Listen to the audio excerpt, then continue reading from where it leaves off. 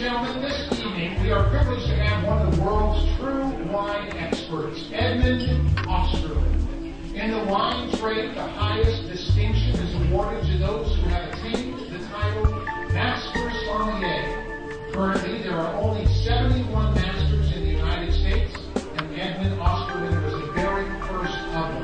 A true pioneer. Ladies and gentlemen, please welcome Edmund Osterland.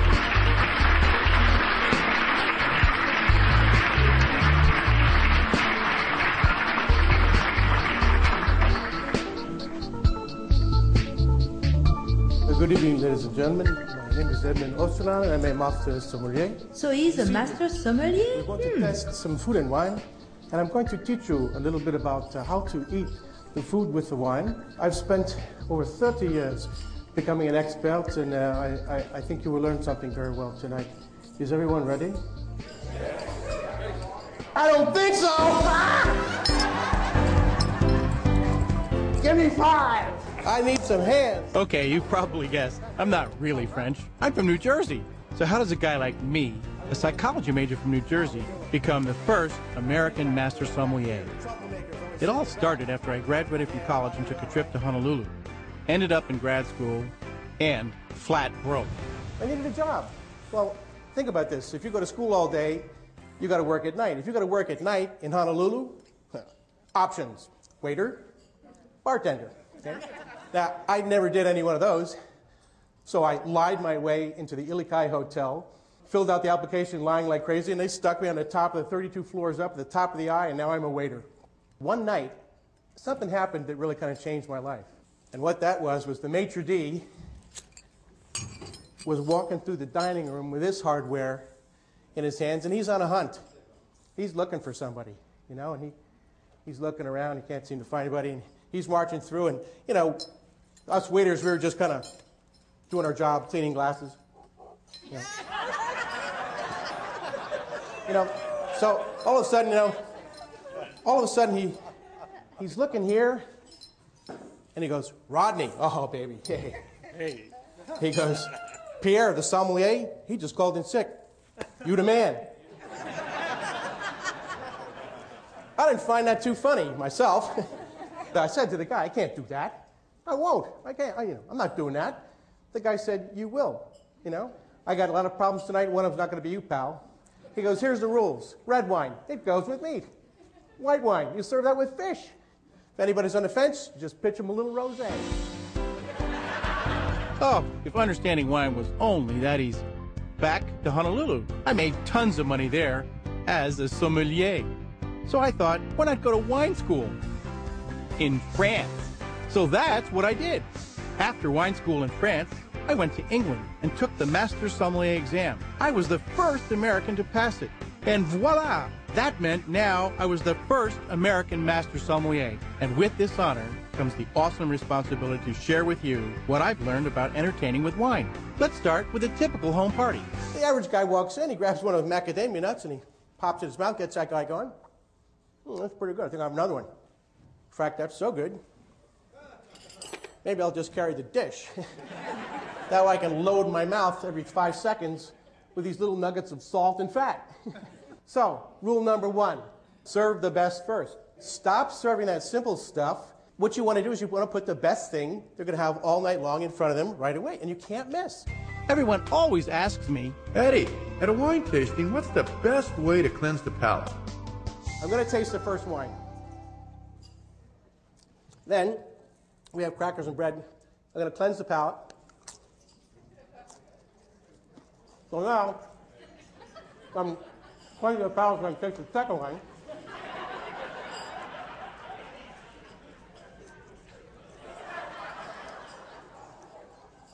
It's pretty good. Let me ask you something. You think that this cracker has any influence on that second wine? It does, but here's an important point.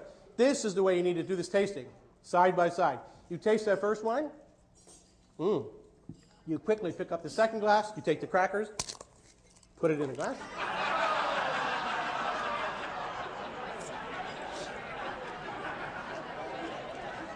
You see what just happened here? It tastes just the same, and you just saved a whole step. Eddie, what about wine and cheese? Let's get a nice reel of brie. Let's buy that and buy it about 3 days before you're going to serve it, so it starts to get nice and gooey and runny, you know? And then when people come over, you slather up a little bread with that brie and let that go across your tongue.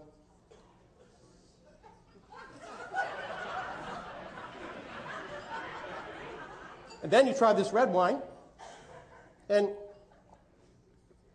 you know what's nice? You don't even have to taste that nastiness in that red wine, because you can't. You got a big film of oil and you know, it's 80% butter fat. I know it's fun and slippery and all that stuff, but it puts a shield across your tongue. Cheese and wine? Yes. What kind? Hard cheeses, Pecorino, Parmesan, Manchego, dry-aged Chèvre. They work real well. They set the wines up because they're slightly salty and they're dry. They're not ooey gooey. Now, don't get me wrong. Suppose somebody gave you a wine tip, and you bought a whole case of wine, brought it home, and you've been drinking a couple of bottles, you know, a couple months go by, a couple more bottles. Well, so at the end of the year or so, your wife says to you, hey, honey, that wine, it's not tasting the way it did when we first got it. I don't think it was that good a deal. This is when you use the brie.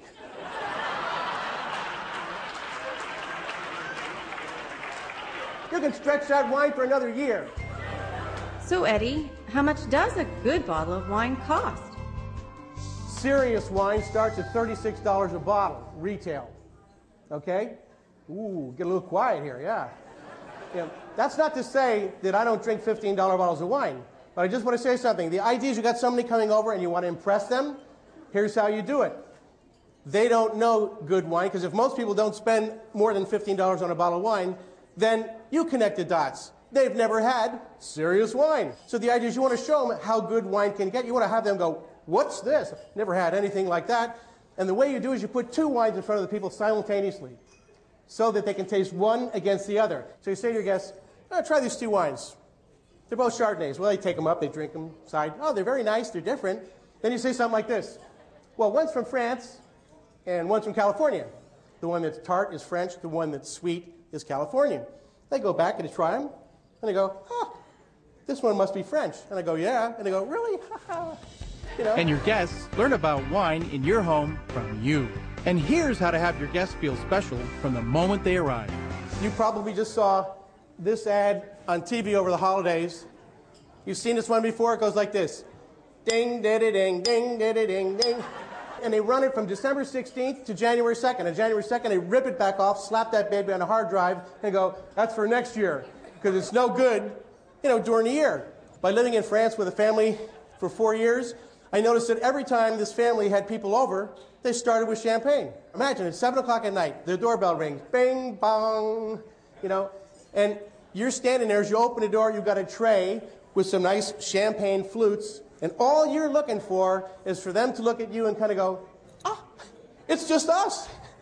And you're serving champagne. Champagne, just as your guests arrive. What a great way to make them feel special.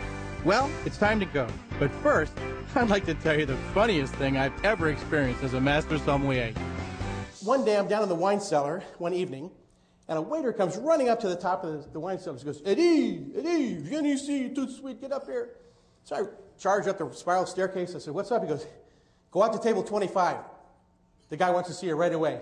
I go out to table 25, and here's some guy there with two babes, you know, one on each arm. He's got the wine list, and he goes, is this all you have?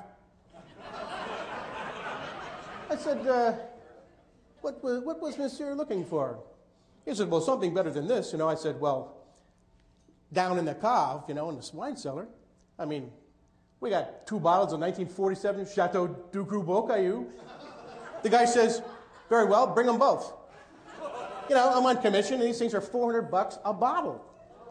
So I come out, I got, you know, the 2 bottles, you know, for him, and I very carefully decant them, you know, with the candles. You've seen that act, you know.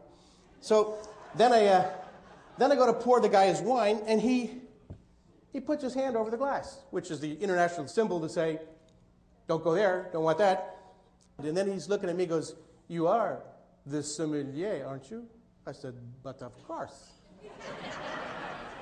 He says, then aren't you going to, you know, do your job? I said, ah, bien sûr, of course. I figured I better check his wine out, so I poured myself a little $40 hit.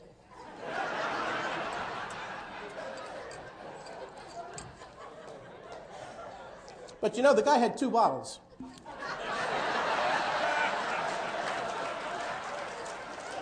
I didn't want to cheat him. So I took a little $50 hit out of this one.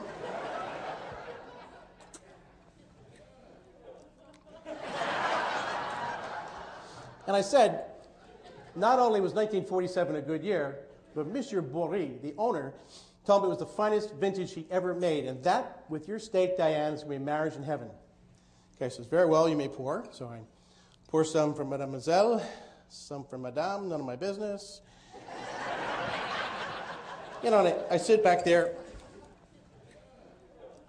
and they're tasting the wine, but they don't talk about it at all. So I'm kind of waiting for some kind of dialogue to happen, because this is $800 worth of wine, my rarest, oldest baby's downstairs in the cellar, and this guy's not even talking about him. I realized this guy was just buying the most expensive wine in the restaurant because he could. So I went back into the restaurant, and now I'm talking to the waiter who's bringing the food out. His name is Jean-Jacques. I said, that guy is fooling around, and it, you know, it doesn't make any sense. And Jean-Jacques says, no problem, we'll take care of him. So Jean-Jacques is making this guy steak Diane. If you've ever had steak Diane, you know, it's a major preparation, flambé at the table, cognac, all that. So he rolls out the cart, settles that cart in there like that, hits the pan with the cognac, fire goes up, and the girls go, ooh. And then he goes,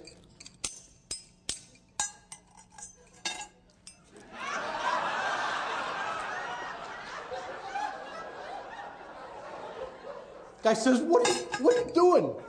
And Jean-Jacques, I'll never forget the way he delivered it, goes, well, I'm tasting your steak. Taste your steak, smell the cork. If you leave this room and you ever smell a cork again, you didn't listen. It smells like a cork with wine on the end of it. And that's really what enjoying wine is all about.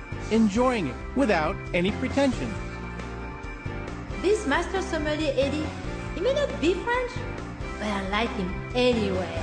And of course, his humor is just way over the top. He's a fun guy to spend an evening with. Eddie was a lot of fun. I thought it was going to be kind of boring. He engaged the audience. I was so impressed by that. Looking around my table, everybody was just enthralled. Nobody was eating their food. Nobody was even drinking. They were just soaking up everything that Eddie had to say. Eddie was outrageous. His humor rippled through the audience. It was so amazing. He just totally surprised us. He's so down to earth, and yet he wants to make sure that we leave the room with some knowledge that we haven't had before. The champagne comes out first because Eddie says, give him the best first. I've learned so much tonight about wine and good wine. You could tell that he had the knowledge when he was talking to you, you know, and it was really there. I enjoyed every minute of it. Most sommeliers you listen to, even at, go to good restaurants, they're all sort of highfalutin. And he's not like that. He explained it in English that we could understand and use. If you want to have a good combination of humor and useful information about wine, go and see Eddie. You will not regret it. I can tell you that Trader Joe's are going to lose a lot of business for $2 chuck.